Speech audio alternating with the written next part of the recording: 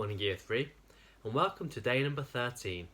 Today, during your writing lesson, I'd like you to write a newspaper report about Mr. Longblather's horrid detention. During maths today, I'd like you to look at how we compare different fractions.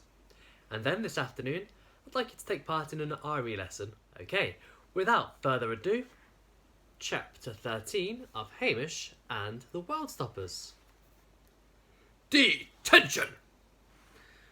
When Hamish arrived at detention, it felt weird for a lot of reasons. It was absolutely packed for a start. Mr. Longblather must have been in an awful mood all day to keep this many people after school. Every single chair, table, and bit of floor space was taken. There were kids on top of filing cabinets and kids hanging off the blackboard. It seemed like every single child in the school was here. Hamish even saw some kids from different schools. Only Grenville seemed to have escaped punishment. Clearly, even in the mood he was in, Mr. Longblather didn't want to face the wrath of the postmaster. Hamish could see him now through the window. He was sitting on the wall outside the classroom in his little shorts, with a huge bag of Gambian gobstoppers, throwing the Explorer high up into the air and catching it. Hamish felt sick. Grenville kept pretending he wasn't going to catch the watch and might simply let it drop. But probably the weirdest thing about this very, very busy detention was who was sitting at the desk next to Hamish. It was Frau Fussbundler. Somehow, Mr. Longblather had even managed to give the head teacher a detention. Frau Fussbundler seemed very ashamed, but she was also fuming and swearing revenge under her breath in German. She was far too big for the chair she was sitting in, and her knees lifted the desk right off the floor. Have you ever met Frau Fussbundler? Well, up until today, she was the last person you'd expect to find rolling around on the floor, grappling with another teacher and trying to flick their ear. Frau Margot Fussbundler had taught at Winterbourne forever. She was married to Dr. Eric Fussbundler, the cheerful dentist who ran the Tooth Hurt on the High Street. No one really knew why he was quite so cheerful. "I'm just feeling good," he'd often say, because that was his little joke. He had lots of little jokes. Some of them were so little they were actually invisible. People called him the King of the Dentists, because he was so good at crowns. He was particularly cheerful these days because just last month he'd won Starkly Dental Worker of the Year. Hamish had been to see him just a few weeks ago. "Oh, what did you win?" Hamish had asked when he was getting his filling. "Oh, just a little plaque," said Dr. Fussbundler with a toothy grin. Hamish hadn't wanted to have that filling. I mean, who wants a filling? Really, he'd only gone because his dad had made the appointment for him just a few days before he left. It sounds strange, but keeping that appointment meant something to Hamish. Like by going, he was making sure he stayed connected to his dad. He'd thought about the date a lot. May the 4th, 2:30 p.m. In a way, it had been something to look forward to.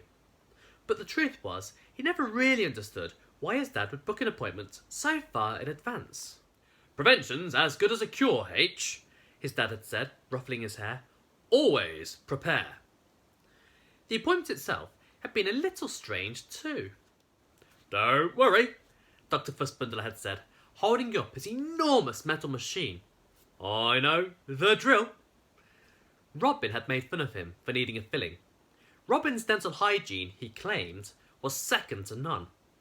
Mainly because his mum made him brush his teeth for 15 minutes before and after dinner every night. So Hamish had laid back in the chair, quivering slightly, while Dr. Fussbundler made small talk and tested his scrapers and scoopers and prodders and pokers. "Now, if I have to dash off at any point," Dr. Fussbundler had said, snapping on his blue plastic gloves, "I'll make sure there's someone to fill in for me." Screamed the drill as he lowered it into Hamish's mouth. Brace yourself, Dr. Fussbundler had shouted, and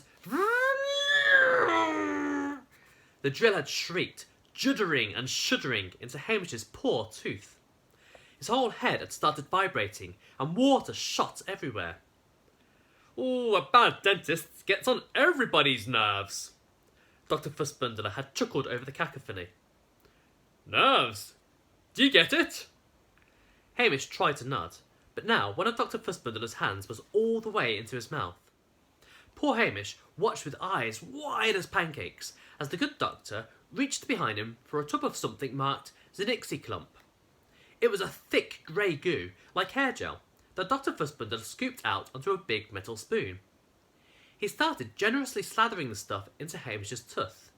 "Ooh, going to need a lot of this," Dr. Fussbundler had yelled. "It's going to be a hard day at the orifice."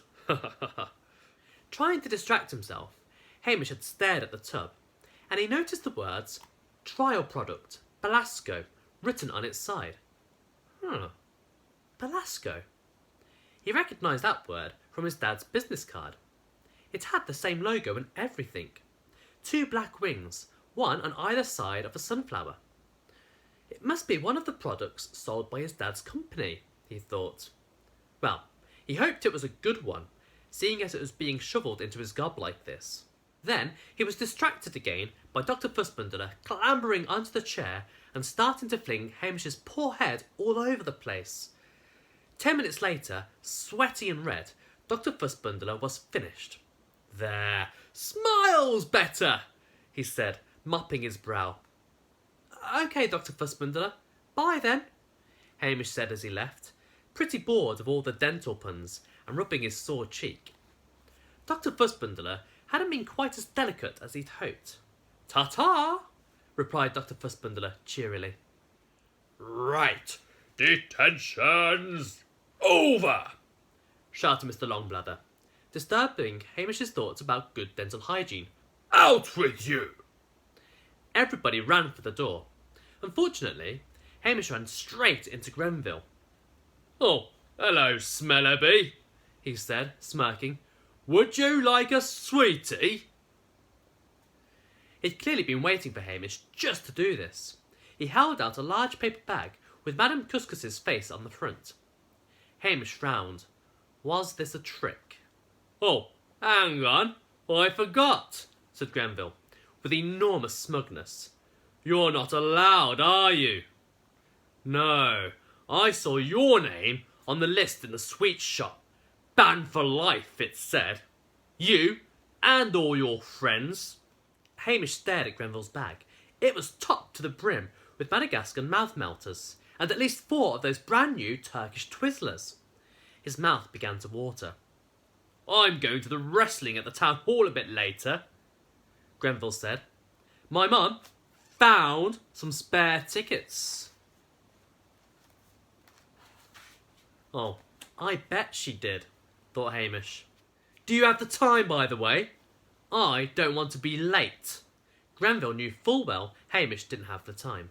"Oh, actually, it's okay," he said, checking the Explorer on one chubby wrist. "I'll just check my watch."